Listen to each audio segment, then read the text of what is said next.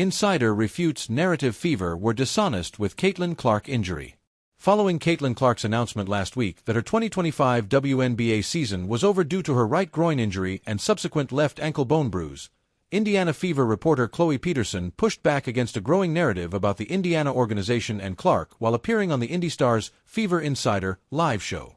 Clark's 2025 campaign was marred by 5 injuries that led to 4 separate strings of missed games.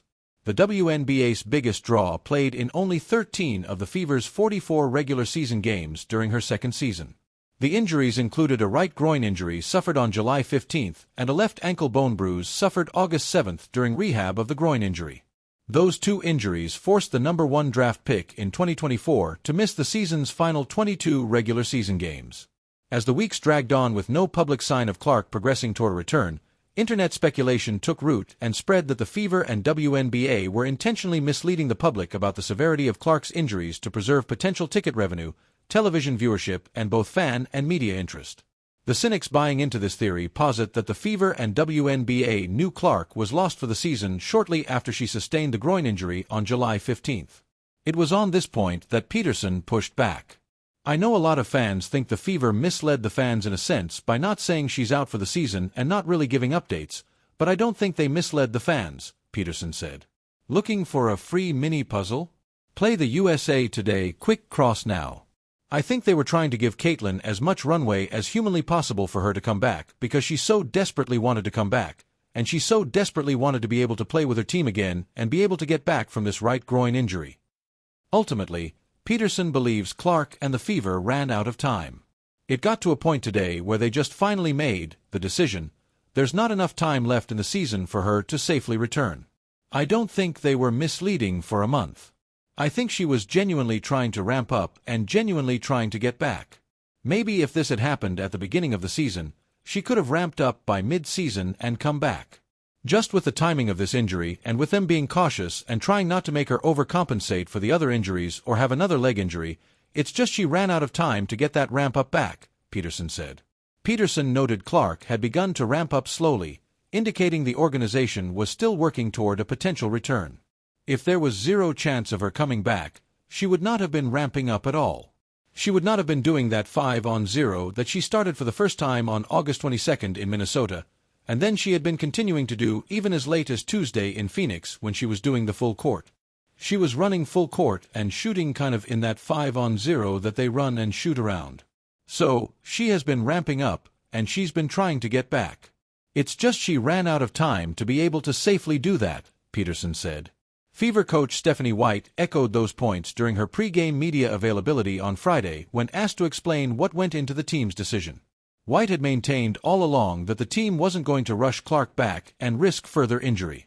Given the Fever had already been burned on that front this season and soft tissue injuries are often the most difficult to fully recover from, the cautious approach was understandable.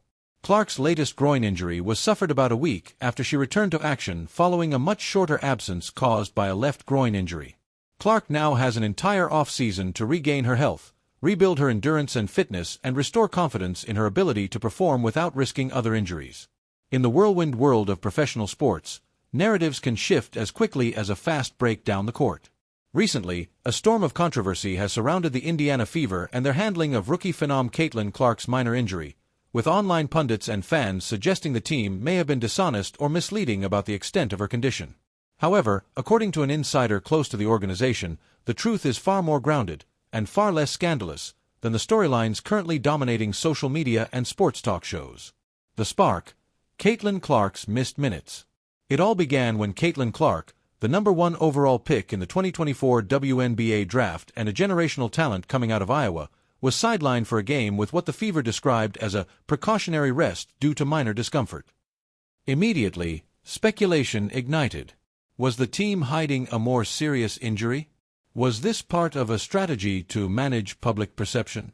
Was Clark, known for her relentless competitiveness, being forced to sit out against her will? Conspiracy theorists ran wild with guesses, and hashtags like #FreeCaitlin and #FeverCoverUp began trending. The narrative was clear: something fishy was going on.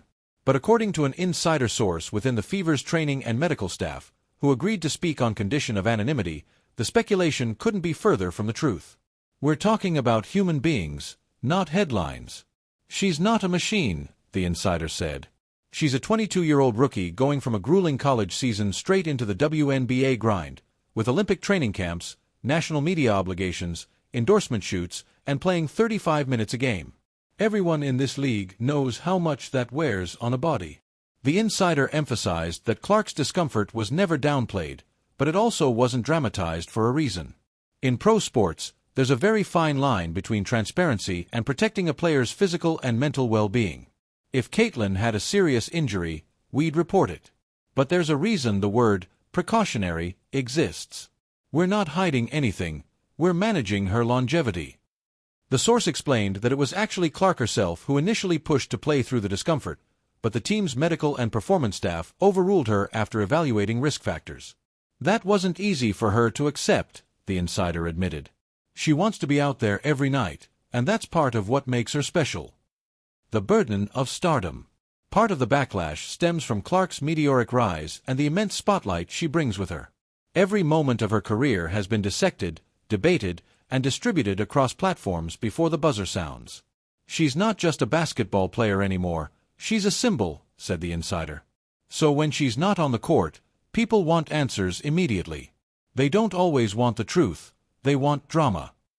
But the truth, as mundane as it may seem, is that Clark's absence was a calculated, medically advised decision with the long term in mind. And according to the insider, she's already back to full activity, with no lingering issues. It was a one-game pause in a very long career. That's it. Public scrutiny versus internal reality. The broader issue, the insider argued, is how public discourse has evolved in a post-social media era, where teams are expected to give instant updates on everything from locker room moods to slight muscle tightness.